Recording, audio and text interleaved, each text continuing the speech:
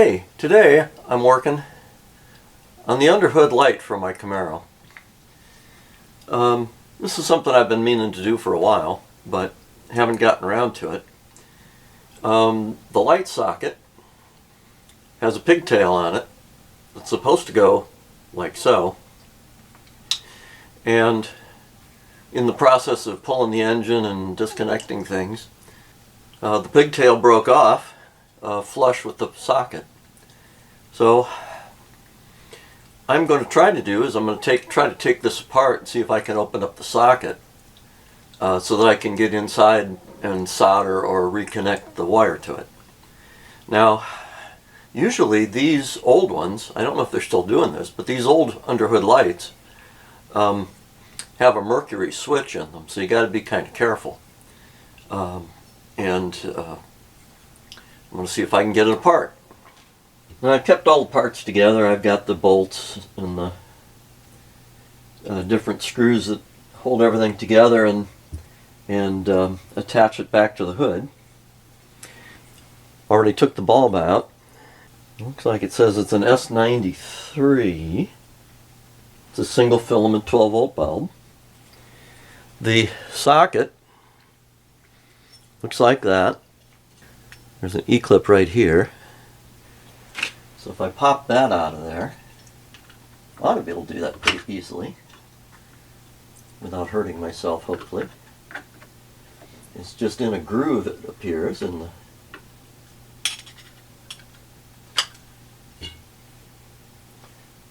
so I just got that clip and then the socket comes out, and then the socket has a spring around it, which, when it's installed in here, keeps some pressure on the bottom of the bulb. So let's take that off of there. Now, it's got a brass contact in the end of it, and a wire. And I've already tested this with a meter across here, and it's in one position it's open, and when you tip it, I think it's when it's flat like this, it's open, and when you tip it up, it makes a connection.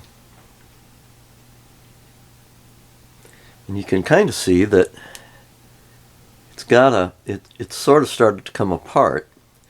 Now at the bottom, it's you can see those two little dots. It's like staked together. So my thought is that I ought to be able to drill those stakes out and then glue this back together. So let me get a drill. It looks like an 1/8 inch drill bit goes in that hole pretty nicely. I'm going to see if since it's plastic, I'm going to see if I can go through it by hand first.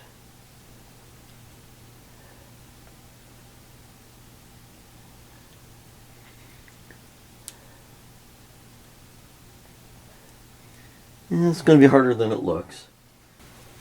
So let's see if I can carefully drill through those stakes.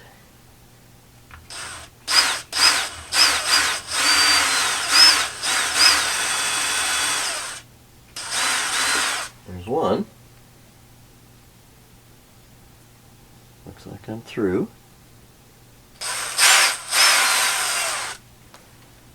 Yep, went through the hole. Okay.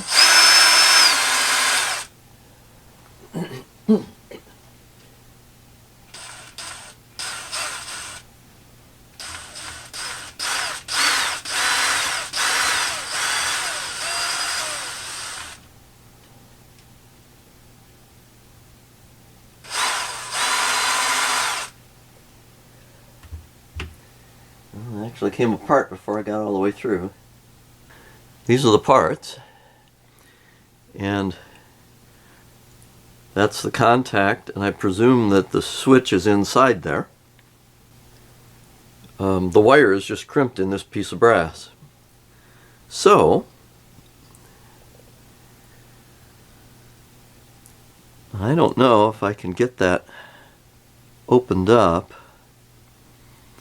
It'll take a little bit of surgery probably with tools to open that guy up so that I can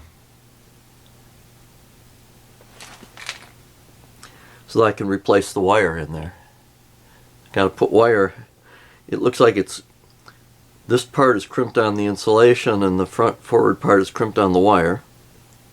What I want to do is, that's the pigtail. I'm going to go out and strip this wire, and I'm going to work on opening up that contact so that I can put this back in there. Well, first of all, I need to shorten this. I need to strip the insulation out of wire. So I use these. I love this stripping tool. These things are really great. So, judging from the amount of wire that you need sticking out, it's probably only about 1/8 of an inch.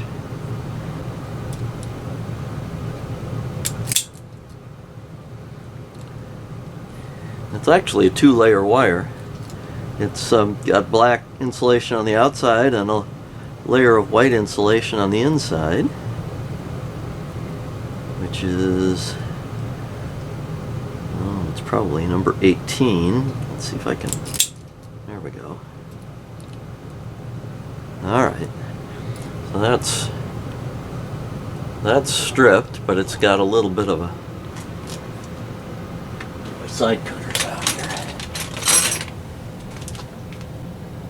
Just square that up.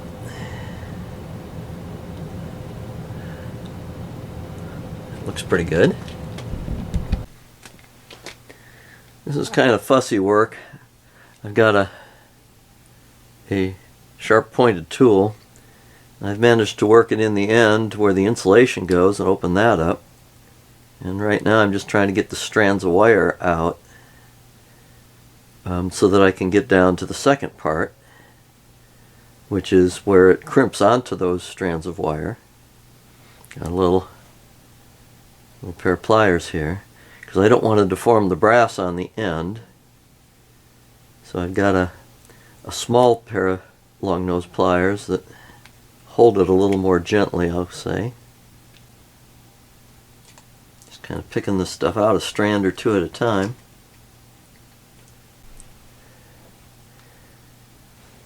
And I've got that pin in the end of this vice grips, tried to get the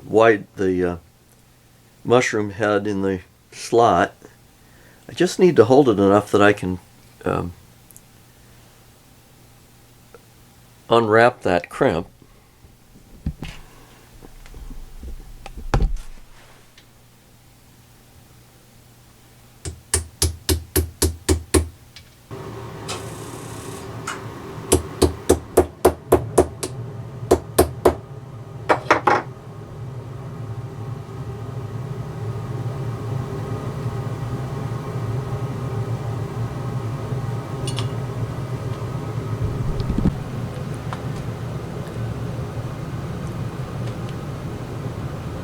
So at this stage, by using a pointed tool and tapping it in the end, I was able to open up the section back here where the insulation goes, and then I was able to open up the section where the wire is and pull out all the strands.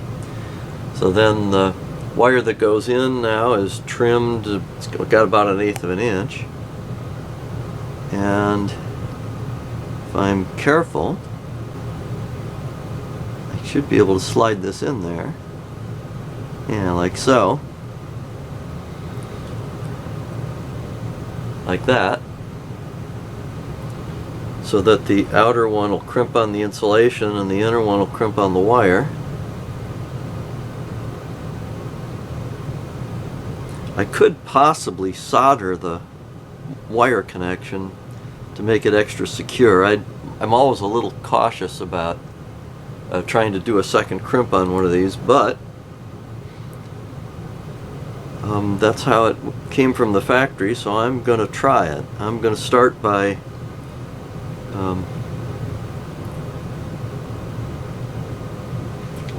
trying to crimp on that, and I've got an electrical type crimping plier that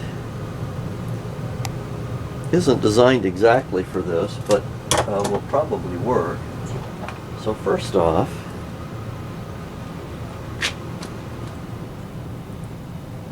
off, just squeeze this one a little bit where the insulation gets held. This is kind of a finessing kind of a job, but I just kind of want to get that so it won't move around a lot. It feels pretty tight, so that's good. And then, since I opened this one up, I have to squeeze it a little.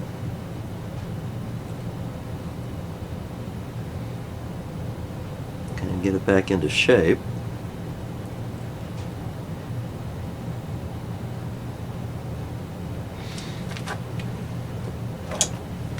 Let's see if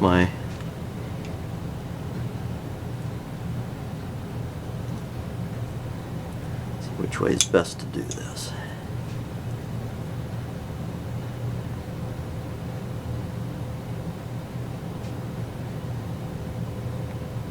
Because that's kind of meant to do what I'm doing. It's supposed to crunch the. Let's see what works the best here.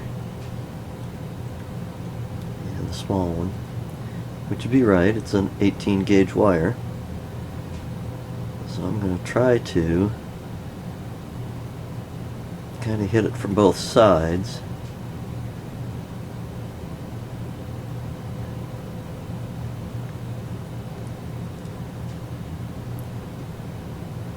Just squeeze the wings in, so to speak.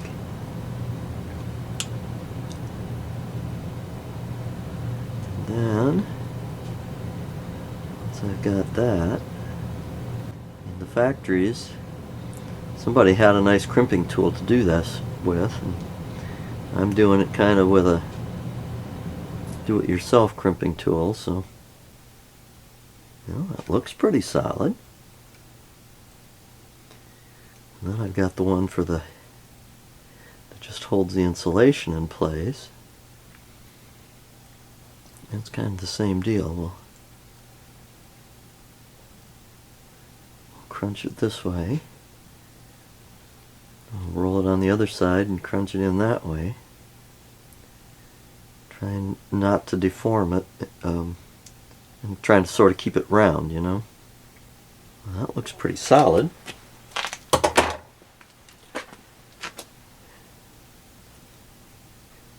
Probably get out my meter and just verify that it's got a good crimp. I certainly can't imagine that it's bad, but let me check. Alright, well, let's just do a resistance check from. I'm going to put one on the connector here, and I'm going to put the other one here on the brass contact. Not on the wire, but on the bulb contact. If I wiggle it, it stays 0 ohms, so I don't have any. Looks like it's got a good crimp. Okay. And then I mentioned that this has a tilt switch in it. So if I hold this little cartridge sideways and put my probes across it, it's open. And if I tip it, not very far. Let's see here, come on. So there's open.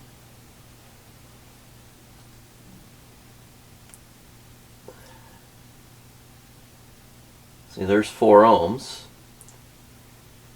If I come down, dang it, it's really hard to hold it. See there, all of a sudden it goes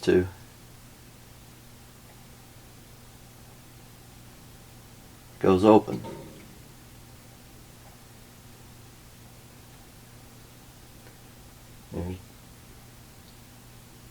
So I'm only moving it about that far, and it switches, so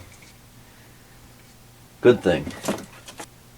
Well, that didn't go too badly. That worked pretty well. It doesn't look like I've deformed the end of this. It still looks like it should.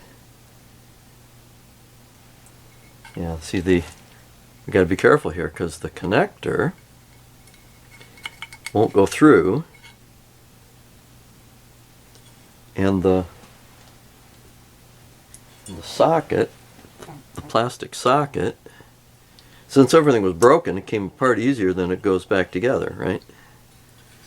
So I've got to be able to put that in like so. So it looks to me like I have to be able to do this, which is put the wire through the hole, put the spring over the wire,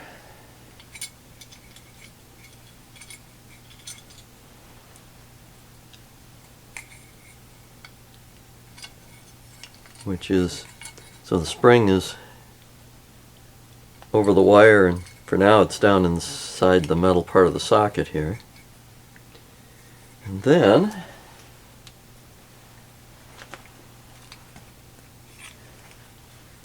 we reassemble.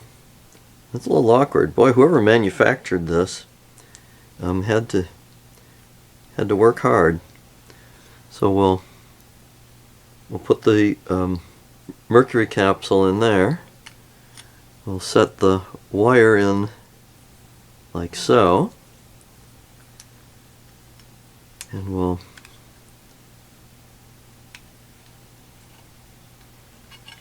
squeeze it together like that.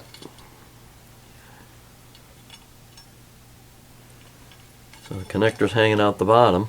Now, I suppose, in truth, the manufacturer may very well have disassembled or not assembled that connector, and then that probably would have slid through okay. But right now I don't really want to try to take the metal. I could flip the tab probably and pull it out, but I'm going to avoid that if I can. So then I got a spring here. Put the spring back up over there. We'll slide this dude down in the bottom like that. It almost doesn't need to be staked because it's held together and it can't go anywhere, but for the moment we'll do that, and then I'm going to slip this E-ring over it.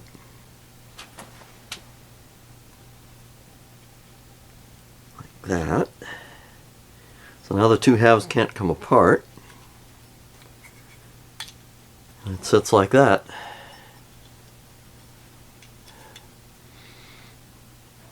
Okay. So when it's in that position, it's off. When it's in that position, it's on. If I can do this better so you can see it.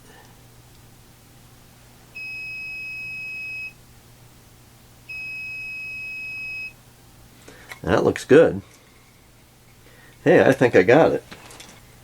Well, that's how it should go. And then, of course, the light bulb needs to go back in here too. Will that work? Well, you'll see the light bulb pushes the whole assembly back. Spring loads it. And that's how you end up. Now, one more test, as long as I got the meter sitting here. We'll clip the ground lead to the pigtail.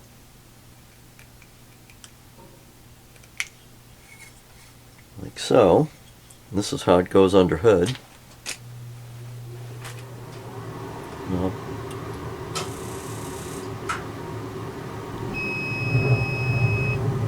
so when you open the hood, it turns on. When the hood's closed, it turns off.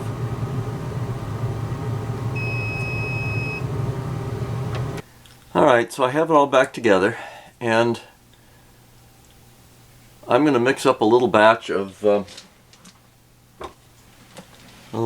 JB Weld plastic bonder, and just fill those holes a little bit to try to stabilize it and make it better.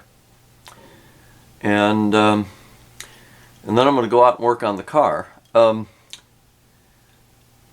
preparation for this, I went out and checked the wire that drives the hood light, and it was dead. It didn't have any power. And I had it taped so that it couldn't short out to anything, but anyhow, in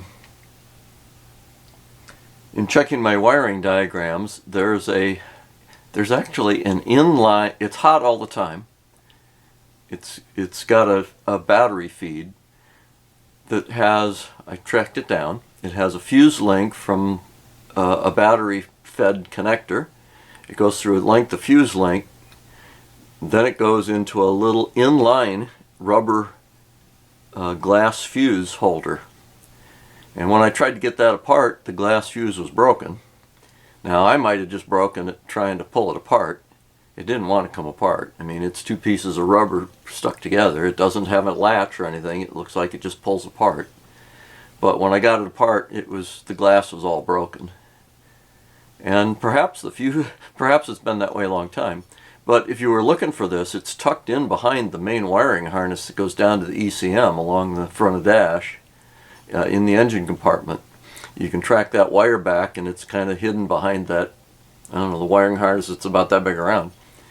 And anyway, it took me a little bit because when the glass was broken, fishing the pieces out of the bottom of both sides was very difficult, but I managed to get them out with a pair of pliers and another one of my little sharp pointed objects. I managed to finesse them out of there without shorting the hot one to ground and burning up the fuse link.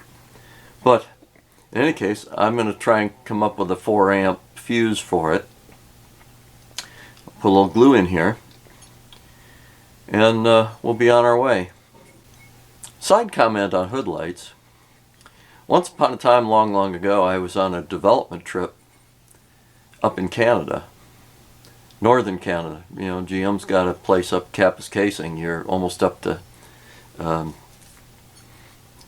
you're about as far north as you can go without getting on 2-track roads. Anyway, the time I was up there, it was 40 degrees below zero. And I don't mean I'm pretending it's 40 degrees below zero. When I got off the plane, it was minus 39, and it stayed minus 39 or colder for the next 3 days or so. Day and night, minus 40. Anyway, we were doing cold starts every 8 hours. We'd go back to the hotel room, and we'd sleep. And then every 8 hours we'd get in our snowsuits and we'd go back out and we'd fire cars up and test them out. And one of the cars wouldn't start. Every time we went out there, it had like a dead battery and we'd have to jump start it. And it wasn't until about the third time around, when we were in the middle of the night, that we recognized that we could see light under the hood. The hood light was on. That little mercury capsule wasn't working.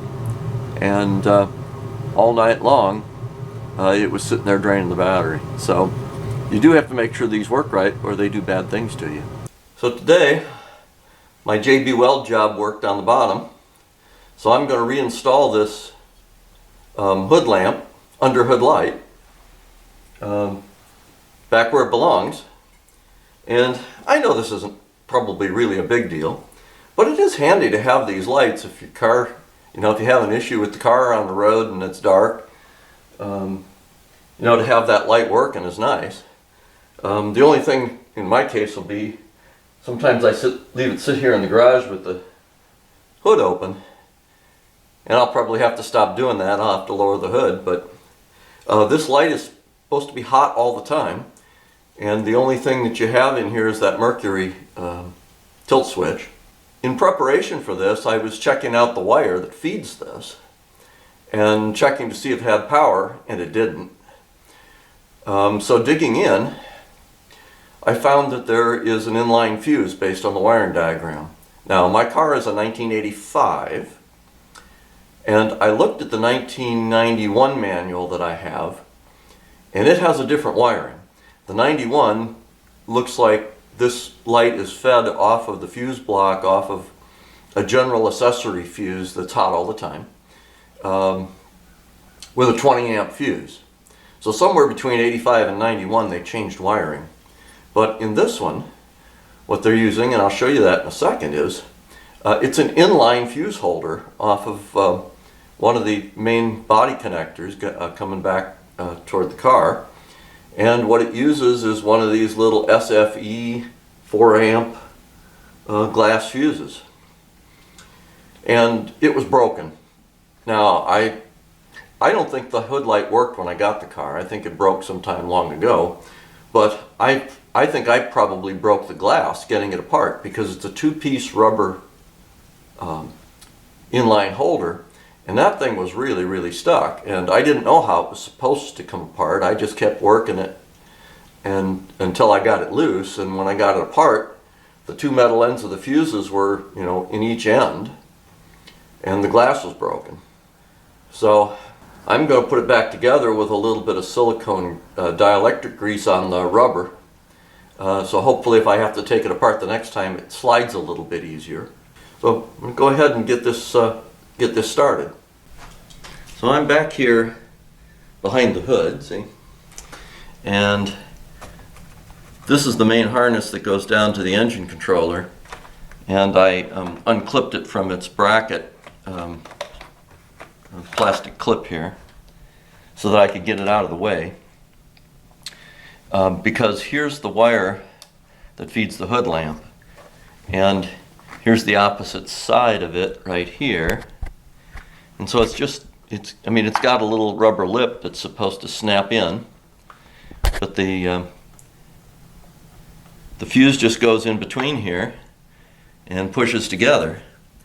And this, again, this is the fuse. It's an SFE4. And the interesting thing about SFEs is that they're different sizes based on the current rating, so that you can't put too big a fuse in. So this little guy is only 5/8 of an inch long. Now if I come underneath, again, you'll find this fuse holder behind that wiring harness.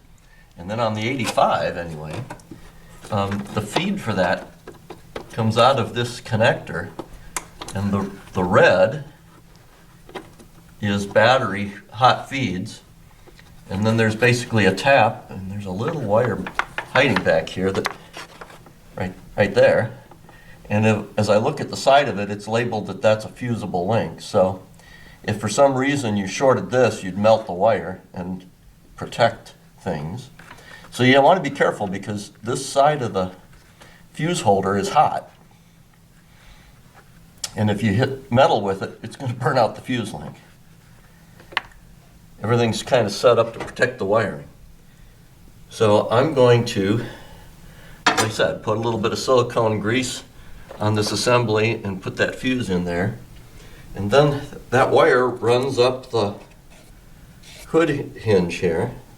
It's clipped in, it goes across, clipped in here, and then there's a retainer that holds the wiring connector once you get it in, and then the switch, or the light, goes right here.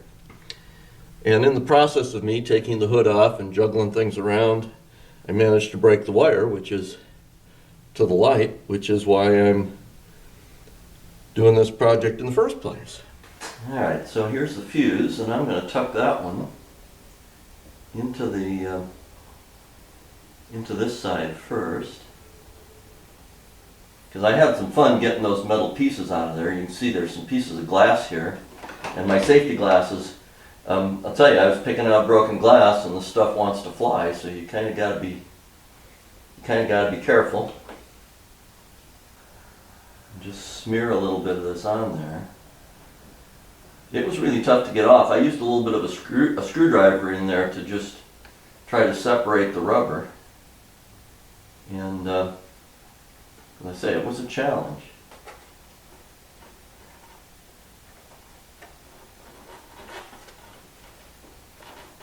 There it goes.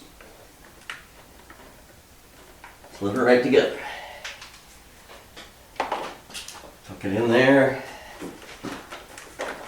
Well, before I do, I've got my meter out here. Let's see what, I've got it hooked to ground on that end, and let's see if I got power.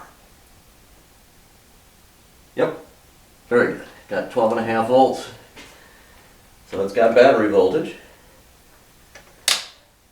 Kind of wanted to do that before I hook everything up.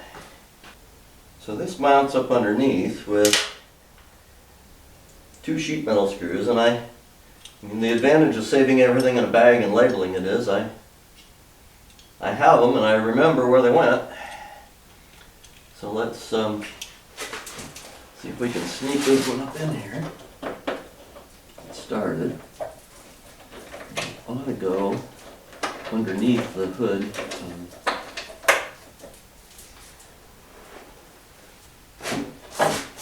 Gasket there at the rear. And then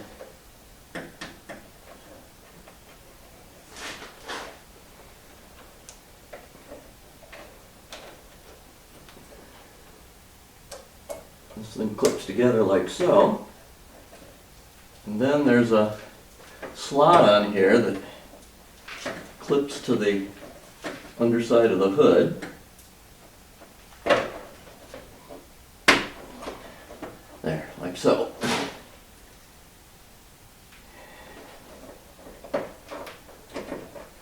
We have 1 screw there. And then there's a second one that went on with a star washer that picks up the grounding wire. So there it goes. Another job done. Got the hood light working. And it throws a nice bunch of light under here. So that's all for now.